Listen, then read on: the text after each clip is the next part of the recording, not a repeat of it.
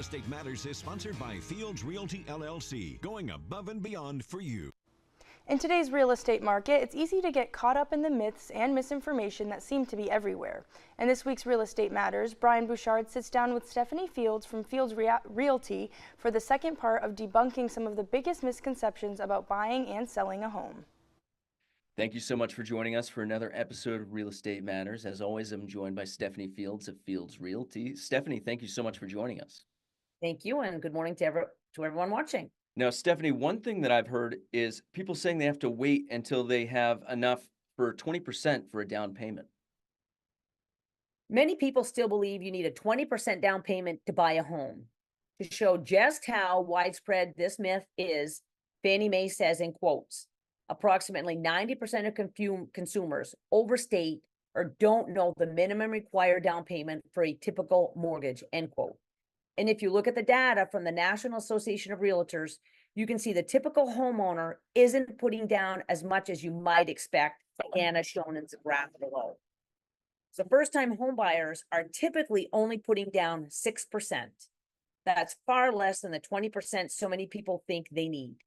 And if you're looking at the graph and see more focused on how the number of repeat buyers is closer to 20%, here's what you need to realize.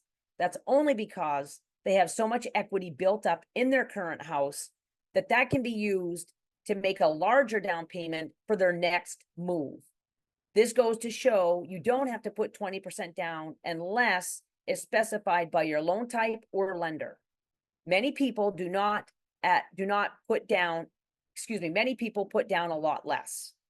Not to mention, depending on the type of home loan you get, you may only need to put 3.5% down or 0%.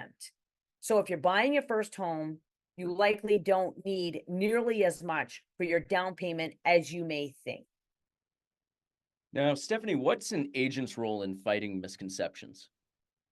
If you put your move on pause because you heard one or more of the myths yourself, it's time to talk to a trusted agent. An experienced licensed agent has more data in the facts, and just like this, to reassure you and help break through any misconceptions that may be holding you back. And Stephanie, what's the bottom line?